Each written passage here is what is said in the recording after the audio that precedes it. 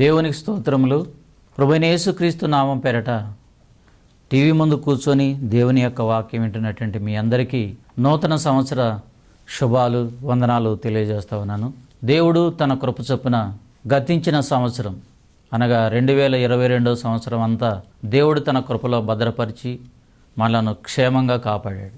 ఈ యొక్క గతించిన సంవత్సరంలో ఎంతోమంది ప్రారంభంలో ఉన్నటువంటి వాళ్ళు చివరిలో లేరండి.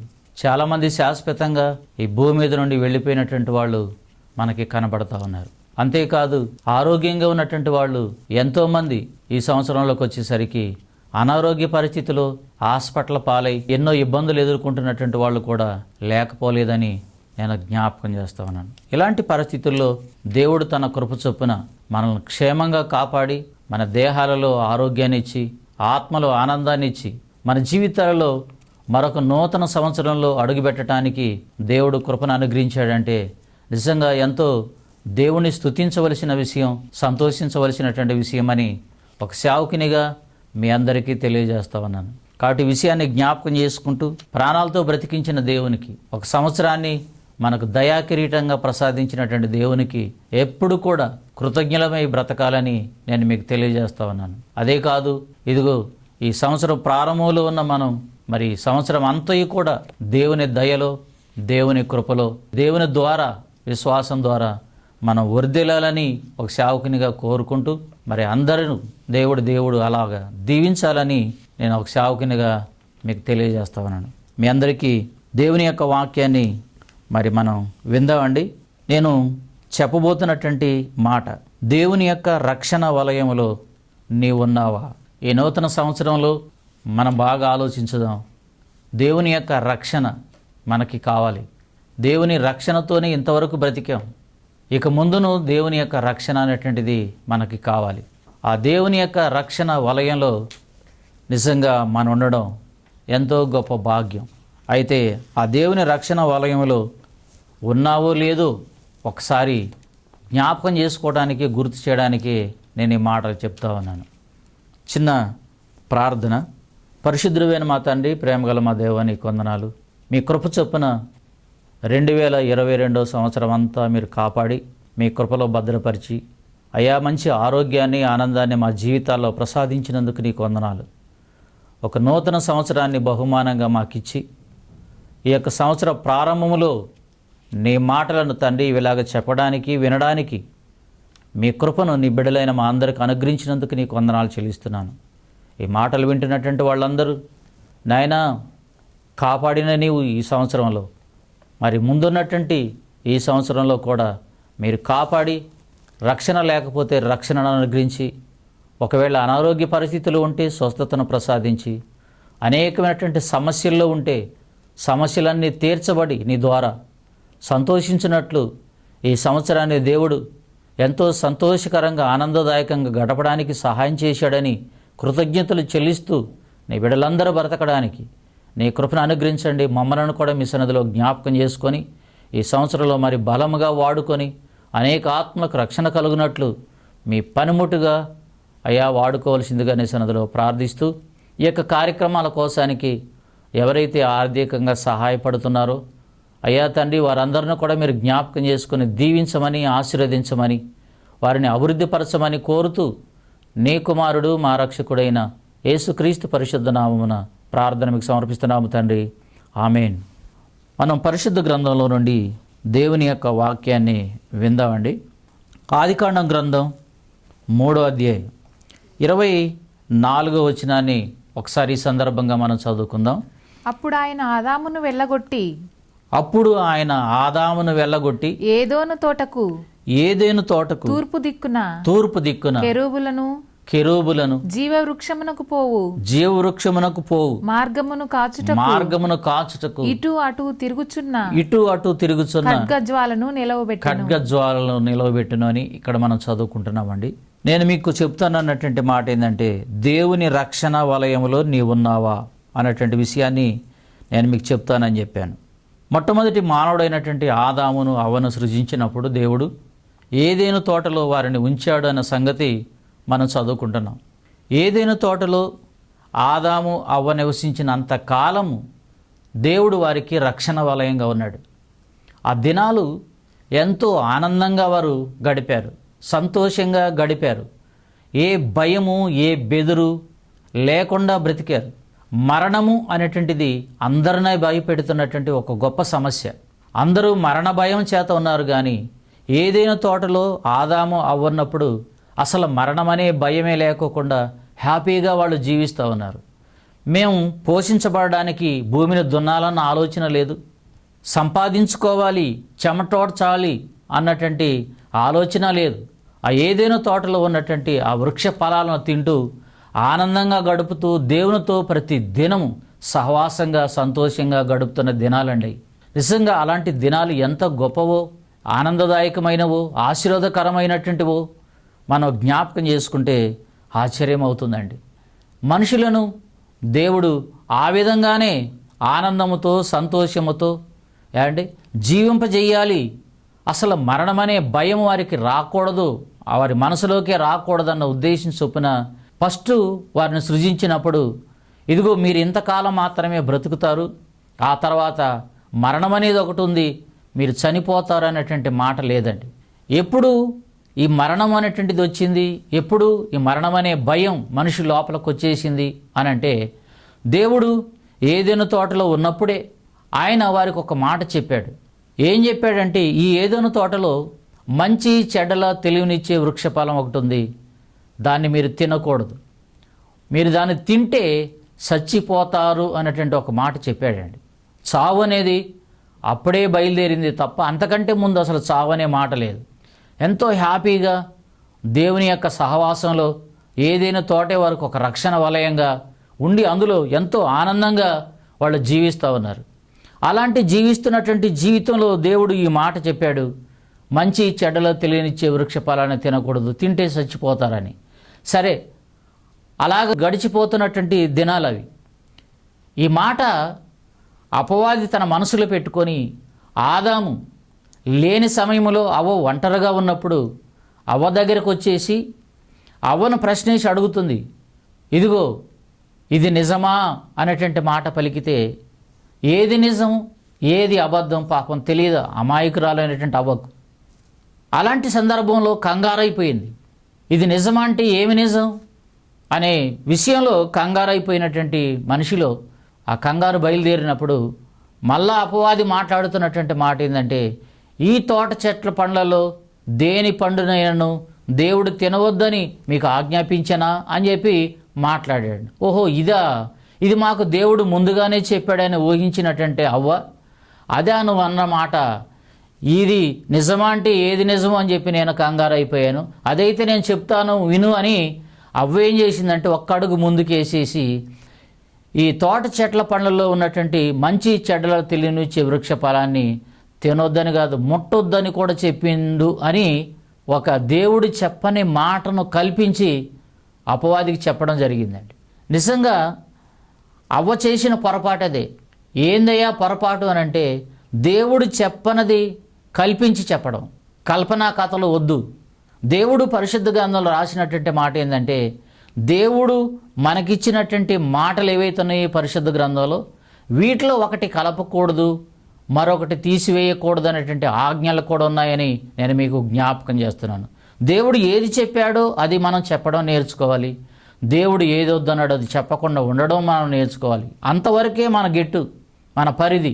దేవుడు విధించినటువంటి ఆజ్ఞని జ్ఞాపకం చేస్తున్నాను. అలాంటి ఆ ఆజ్ఞను అవ్వ కాస్త మీరినట్టు కనబడుతుంది. ఎప్పుడైతే దేవుడు చెప్పని మాట చెప్పిందో అపవాది చేతిలో చిక్కుపోయిందండి. వెంటనే పట్టేసుకున్నాడు.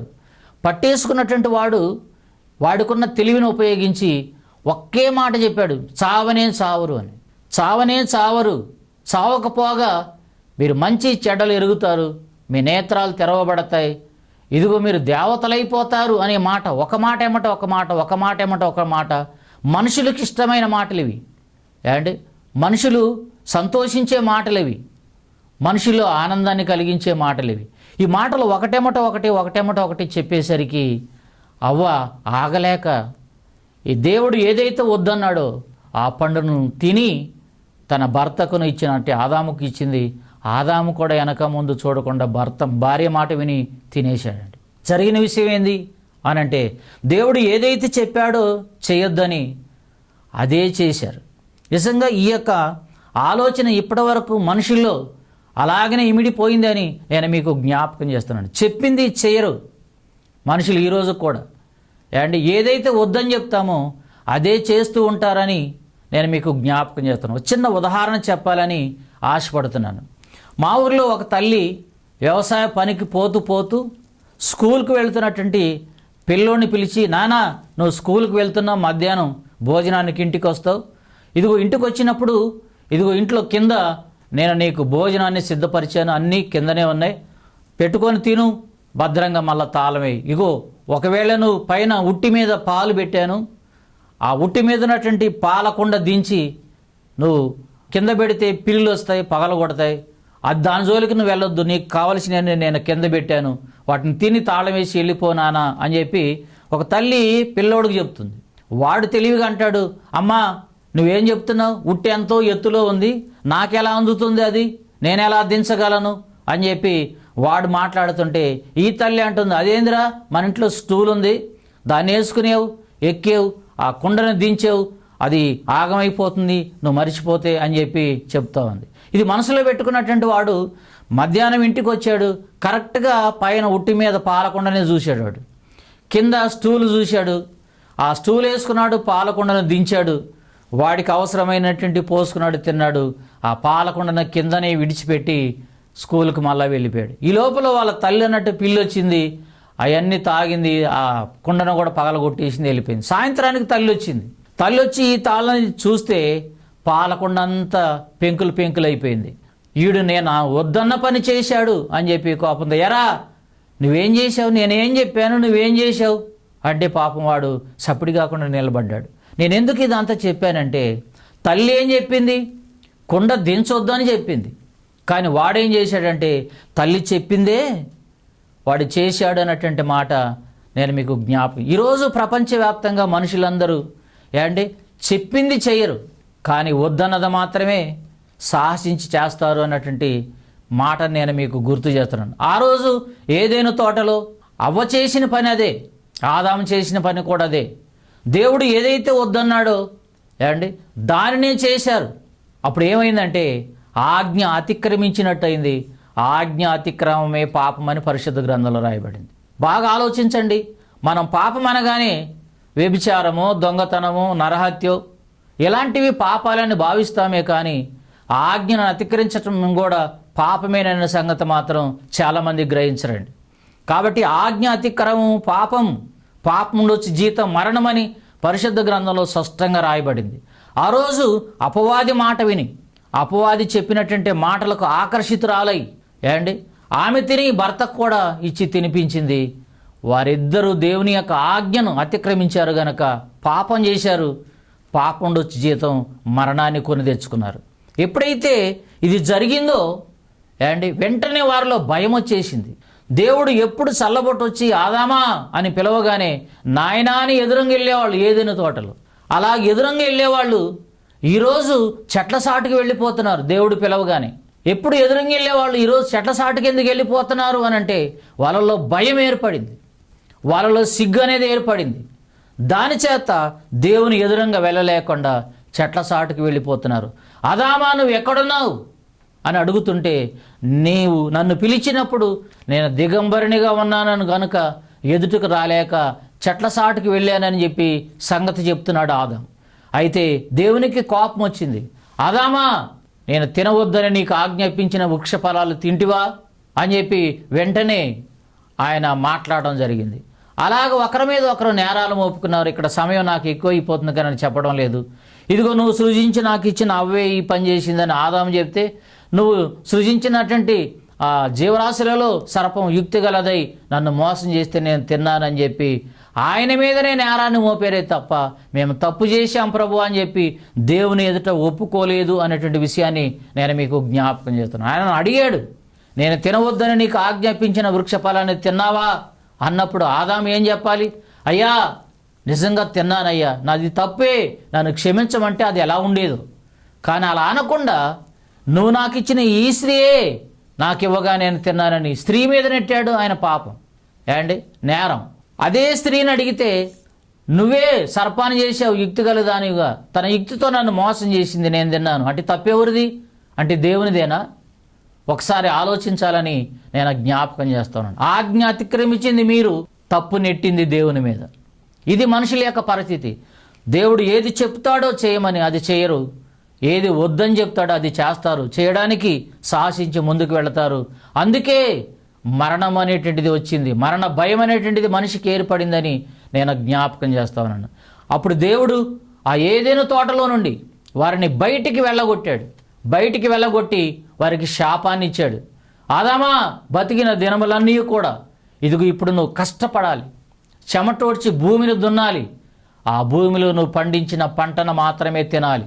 ఈ ఏదైనా తోటలో ఉన్నప్పుడు ఆ కాస్తున్న పండ్లను తెంపుకొని తిన్నట్టు కాదు ఇది, నువ్వు కష్టపడాలి అని చెప్పి అదొక శాపం.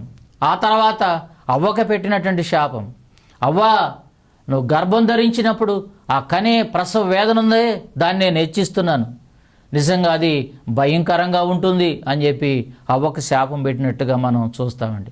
నేను ఎందుకు ఈ మాటలు చెప్తున్నానంటే, ఏదైనా తోటలో ఉన్నప్పుడు దేవుడు వారికి రక్షణ కవచంగా ఉన్నాడు. ఏదైనా తోటను పెట్టాడు.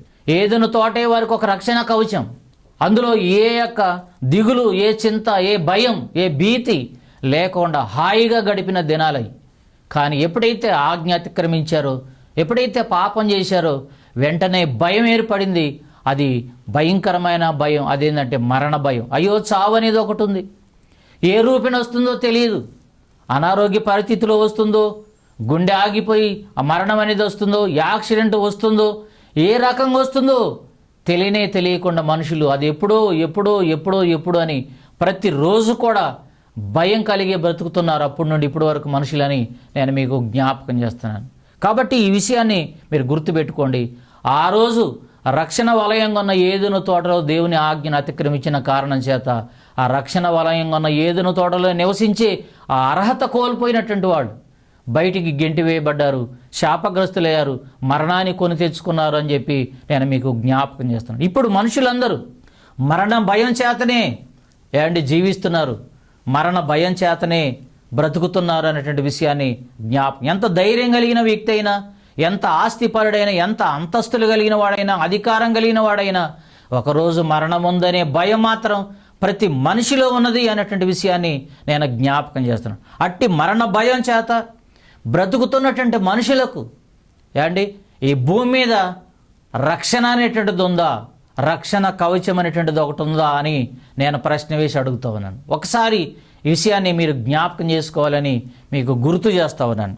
ఒకసారి మనం పరిశుద్ధ గ్రంథంలోనికి వెళ్ళి దేవుని యొక్క వాక్యాన్ని మనం చదువుకుంటే మానవులకు రక్షణ వలయం అంటే ఏదైనా ఉందా, దేవుడు ఏమైనా ఏర్పాటు చేశాడా అనేటువంటి విషయాన్ని జ్ఞాపకం చేసుకుంటే కీర్తనల గ్రంథం 34వ కీర్తన 7వ వచనాన్ని ఒకసారి ఈ సందర్భంగా మనం చదువుకుందామండి. యెహోవా యందు భయభక్తులు గలవారి చుట్టూ, ఇక్కడ చదువుతున్నటువంటి మాటను గమనించండి. యెహోవా యందు భయము భక్తి కలిగిన వారి చుట్టూ ఆయన దూత కావలి ఉండి వారిని రక్షించును అని ఇక్కడ ఎంత చక్కగా ఉందండి. కొంచెం జాగ్రత్తగా మనం ఆలోచన చేస్తే మరణమనే భయం చేత ప్రతి దినము వేదనతో బ్రతుకుతున్నటువంటి మనుషులకు దేవుడు ఒక మాట చెప్తున్నాడు. మనుషులారా, ఇదిగో నేను ఒక మాట చెప్తున్నాను, ఒక అభయాన్ని నేను మీకు ఇస్తున్నాను. అదేంటంటే మీరు నాయందు భయము భక్తి కలిగి గనక బ్రతకగలిగితే నేను మిమ్మల్ని కాపాడుటకు, మిమ్మల్ని రక్షించుటకు ఒక రక్షణ వలయంగా ఒక దూతను మీకు నియమిస్తున్నాను. ఆ దూత మిమ్మలను కాపాడతాడు అని చెప్పి దేవుడు తెలియజేస్తా ఉన్నాడు అని చెప్పి నేను మీకు గుర్తు చేస్తా ఉన్నాను. కొంచెం జాగ్రత్తగా మనం ఈ మాటలను ఆలకిస్తే దేవుని యొక్క దూత మనకి కాపలా ఉండి మనం రక్షిస్తుంది అని దేవుడు చెప్తా ఉన్నాడు.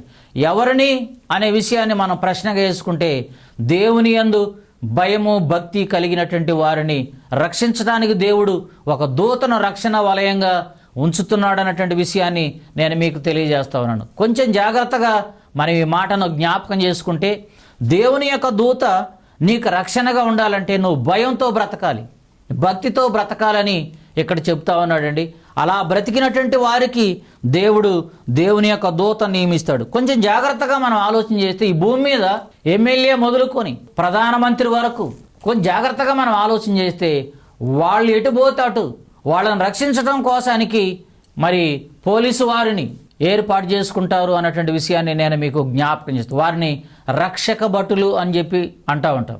రక్షక భటులు నన్ను రక్షించడానికి నేను ఎటు వెళ్తే అటు వాళ్ళు రావాలి అని చెప్పి నియమించుకుంటారు. వాళ్ళ స్తోమతను బట్టి ఎంతమంది నియమించుకోవాలో వారిని అంతమందిని నియమించుకుంటారు. కానీ నియమించబడిన రక్షక భటుకులు మనుషులే. అయితే వారు ఈ లోకంలో లంచాలకు పాల్పడి డబ్బును ఆశించి ఎవరినైతే రక్షించడానికి జీతం ఇచ్చి పెట్టుకున్నారో వారినే కాల్చివేసి చంపినటువంటి చరిత్రలు ఉన్నాయి ఈ భూమి మీద. ఇందిరాగాంధీ అలాగనే చనిపోయింది అని చెప్పి మనందరికీ బాగా తెలుసండి. భయంకరమైనటువంటి పరిస్థితి కదా. రక్షించవలసినటువంటి వాడే చంపేస్తే ఇంకా రక్షణ ఏడ ఉంటుంది? ఒకసారి ఆలోచించండి. మనుషుల పరిస్థితి అది. అందుకే మనుషులను నమ్మొద్దు అని చెప్పాడు దేవుడు. రాజులైన వారిని నమ్మొద్దు అని చెప్పాడు దేవుడు. కానీ మరి ఎవరిని నమ్మాలి అని చెప్పి అంటే యెహోవా యందు నమ్మకం ఉంచుము అని చెప్తున్నాడు ఆయన. ఆ నమ్మకం ఉంచిన యెహోవా యందు నువ్వు భయము భక్తి కలిగి బ్రతికితే నమ్మకమైన దేవుడు తాను చెప్పిన మాట ప్రకారంగా నీకు రక్షణ వలయంగా తన యొక్క దూతను పెడతాడు. ఆ దూత మాట తప్పనివాడు దేవుడి యొక్క మాటను తప్పకుండా నెరవేర్చువాడు అని చెప్పి నేను మీకు జ్ఞాపకం చేస్తున్నాను. దూతలను మనం జ్ఞాపకం చేసుకుంటే దేవుని మాటకు వ్యతిరేకంగా దేవుని ఉద్దేశాలకు వ్యతిరేకంగా ఆలోచన చేసినటువంటి వారిని పరలోకంలో ఉండకుండా పడదోశాడు. కానీ ఇప్పుడు పరలోకంలో ఉన్నటువంటి దూతలందరూ నమ్మకమైనటువంటి వాళ్ళు కాబట్టి అక్కడ ఉండగలిగారు అని చెప్పి నేను మీకు గుర్తు చేస్తున్నాను. కాబట్టి అపరాధం చేసినటువంటి వారిని ఎవరినైనా దేవుడు అలాగ నియమించడు. కానీ మంచి వారిని, సత్యాన్ని అనుసరిస్తున్న వారిని, దేవుడిని మాట అంటే జవదాటకుండా వాటిని నెరవేర్చు వారిని మాత్రమే ఆయన ఎన్నుకుంటాడనే సంగతి ఒక సేవకునిగా నేను జ్ఞాపకం చేస్తున్నాను. కాబట్టి ఆ దేవుని యందు భయము భక్తి కలిగి బ్రతికితే ఆ దేవుడు ఒక రక్షణ వలయంగా ఒక దూతను ప్రసాదిస్తాడు నీకు. ఆ దూత నీ దగ్గర నీకుతో ఉంటే నీకు ఏ అపాయం రాకోకుండా, ఏ విధమైనటువంటి భయం అనేటువంటిది నీకు లేకుండా ఆయన ప్రతి విషయంలో సహాయపడుతూ కాపాడుతూ ఉంటాడు అన్నటువంటి విషయాన్ని నేను మీకు జ్ఞాపకం చేస్తా ఉన్నానండి. కొంచెం జాగ్రత్తగా మనం ఆలోచించుకుంటూ ముందుకు వెళ్ళిపోతే ఆదికాండం 7వ అధ్యాయం 1వ వచనం, యెహోవా ఈ తరము వారిలో నీవే నా ఎదుట నీతిమంతుడివై ఉండుట నేను చూచితిని గనుక నీవును నీ ఇంటి వారును ఓడలో ప్రవేశించుడి అని ఇక్కడ ఒక మాట రాయబడిందండి. నోవాహు కాలంలో మనుషులు చెడిపోయారు, భయంకరంగా చెడిపోయారు. ఇందాక నేను చెప్పానే ఆదికాండం 6వ అధ్యాయం 5వ వచనంలో నిజంగా భూమి మీద మనుషులు చెడుతనం గొప్పదని యెహోవా చూసి తాను భూమి మీద నరులను చేసినందుకు యెహోవా సంతాపము నుండి హృదయంలో నొచ్చుకున్నాడు అని. అట్టి పరిస్థితిలో ఆ యొక్క భక్తిహీనులందరినీ, పాపులందరినీ నిర్మూలన చేయాలని దేవుడు నిర్ణయం చేశాడు. అలాగ నిర్ణయం చేసినటువంటి దేవుడు నోవాహు నీతిమంతుడై ఉండడం చూసి, భక్తిపరుడై ఉండడం చూసి, భక్తిహీనులతో పాటు భక్తిపరులైనటువంటి వారిని కూడా చంపటం అది దేవుడు చేయని కార్యం గనుక ఆయన ఆ నోవాహును భక్తిహీనులతో పాటు సంహరించకుండా కాపాడాలి అన్న ఉద్దేశం చొప్పున అదే నోవాహుతో చెప్తున్నటువంటి మాట, నోవాహు నేను 40 రోజులు భూమి మీద ప్రచండమైనటువంటి వర్షాన్ని కురిపిస్తాను. కాబట్టి ఆ వర్షంలో నీళ్లు పర్వతాలు సైతం మునిగిపోయి అంత ఎత్తు వస్తాయి. అలాంటి పొజిషన్లో ఆ భక్తిహీనులందరూ సంహరించబడతారు, జీవరాశులన్నీ చనిపోతాయి.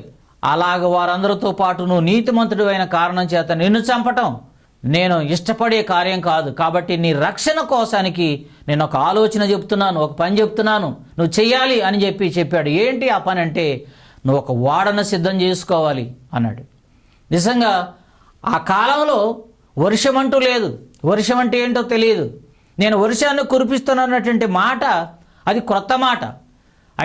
అయినా దేవుడు చెప్పిన ఏ మాట అయినా జరుగుతుంది అన్న మాటను ఆ నోవాహు జ్ఞాపకం చేసుకున్నాడు, నమ్మాడు. కాబట్టి అది చూడకపోయినా జరుగుతుంది అని నమ్మాడు. కాబట్టి 120 సంవత్సరాలు ఓడను తయారు చేశాడండి.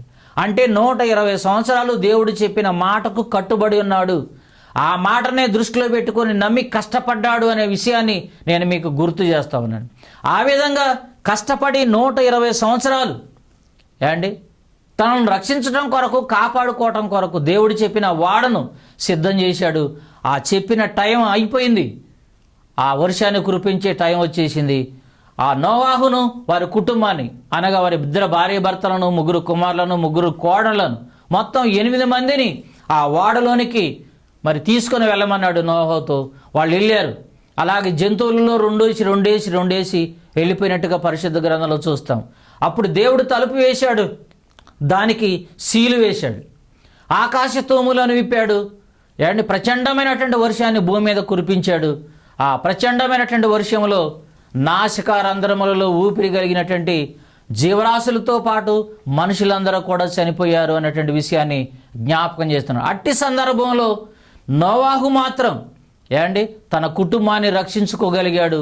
ఆ కుటుంబానికి రక్షణ వలయం ఒక వాడ అని నేను మీకు జ్ఞాపకం చేస్తున్నాను. దేవుని మాటను నమ్మి నోవాహు తన రక్షణ వలయంగా ఒక వాడను సిద్ధం చేసుకున్నాడు. అది ఎలా చేయగలిగాడు అంటే దేవుని మాటను బట్టి, దేవుని మాటను నమ్మాడు. దేవుని ఎడల ఆయనకు భయము భక్తి ఉంది కనుకనే దేవుడు చెప్పిన మాట జరుగుతుంది గనక తప్పకుండా నేను చేయాలని నడుం కట్టి 120 సంవత్సరాలు కష్టపడి తయారు చేశాడు. కాబట్టే లోకంతో పాటు ఆయన కూడా చనిపోకుండా తన కుటుంబాన్ని రక్షించుకోగలిగాడనే విషయాన్ని జ్ఞాపకం చేస్తున్నాను. ఆ నోవాహు కుటుంబాన్ని రక్షించడానికి రక్షణ వలయం వాడేనని నేను మీకు గుర్తు చేస్తున్నాను. 2 సంగతులు మీకు చెప్పాను. ఒకటి, ఆదాము అవ్వలు ఏదైనా తోటలో ఉన్నప్పుడు ఏదైనా తోటే వారికి ఒక దేవుని యొక్క రక్షణ వలయం అని చెప్పి నేను మీకు గుర్తు చేశాను. రెండవది, ఇదిగో నోవాహు కాలంలో జలప్రలయంలో మనుషులందరూ, జీవరాశులందరూ చనిపోయినప్పుడు ఇదిగో వారిని రక్షించడం కోసానికి భక్తిహీనులతో పాటు నీతిమంతులను చంపడం దేవునికి అది ఇష్టం లేదు గనక ఆ విధంగా వారిని బ్రతికించడం కోసానికి వాడనే ఒక రక్షణ వలయంగా చేసుకోమన్నాడు. నమ్మి అలా చేశాడు. తన కుటుంబాన్ని రక్షించుకున్నాడు. ఈ మాటలు వింటున్నటువంటి నీవు కూడా దేవుని యందు భయభక్తులు కలిగి నీతిమంతుడివై నీతిమంతురాలవై దేవుడు నీ కోసానికి నియమించిన దూత చేత ఆ దూతే నీకు ఒక రక్షణ వలయంగా ఉండి నిన్ను కాపాడుతాడని నమ్మి ఆ విధంగా ముందుకు వెళ్ళాలని దేవుని సేవకునిగా జ్ఞాపకం చేస్తూ ఈ మాటలు ముగిస్తున్నాను. దేవుడి వాక్యాన్ని మీ హృదయాలలో ఆశీర్వదించునుగాక. ఆమె చిన్న ప్రార్థన. పరిశుద్ధుడైన మా తండ్రి, ప్రేమగల దేవా నీకు వందనాలు. అయ్యా తండ్రి, ఇదిగో ఈ భూమి మీద మనుషులు అయ్యా తండ్రి నాయన శాపగ్రస్తులై పాపం చేశారు గనుక ఇదిగో నాయన వారికి రక్షణ అనేటువంటిది లేకుండా పోయింది. మీ కృప చొప్పున మీ భక్తులను అయ్యా మేము జ్ఞాపకం చేసుకున్నాం. నీ యందు భయభక్తులు కలిగి జీవించిన నాడు నిజంగా మీరే ఒక రక్షణ వలయంగా మనుషులను కాపాడతారని ఇదిగోనైనా ఆదామును గురించి, ఇదిగో నోవాహును గురించి మీ బిడ్డలకు తెలియజెప్పాను. ప్రభువా సహాయం చేయండి. అందరూ తండ్రి నీ యందు భయము భక్తి కలిగి నువ్వు నియమించిన దూత చేత కాపాడబడి రక్షించబడుటకు కృప దయచేయమని సన్నిధిలో ప్రార్థిస్తూ యేసుక్రీస్తు పరిశుద్ధ నామమున ప్రార్థన మీకు సమర్పిస్తున్నాము తండ్రి. ఆమెను. మన తండ్రి అయిన దేవుని యొక్క ప్రేమ, ఆయన కుమారుడైన యేసుక్రీస్తు వారి యొక్క కృప, పరిశుద్ధ ఆత్మ అన్యైన సహాయం ఇదిగో టీవీ ముందు కూర్చొని దేవుని యొక్క వాక్యం వింటున్నటువంటి వారందరికీ యేసుక్రీస్తు అమూల్యమైన పరిశుద్ధ రక్తములో కడగబడిన ప్రతి వారికి సదాకాలం తోడేండి నడిపించునుగాక. ఆమేన్. ఈ కృపా సత్య సువార్త అనే కార్యక్రమను వీక్షిస్తున్న ప్రతి ఒక్కరికి నూతన సంవత్సర శుభాకాంక్షలు అందిస్తున్నాం. ఈ కార్యక్రమంలో మీ ఆత్మీయ జీవితములకు మేలుకరంగా ఉన్నట్లయితే మమ్మల్ని సంప్రదించవలసిన మా చిరునామా పాస్టర్ ఏ బెంజమిన్ గారు, BCM ప్రార్థనా మందిరం, కందిబండ గ్రామం, మేలచెరువు మండలం, సూర్యాపేట జిల్లా. మా ఫోన్ నెంబర్ 9985991639.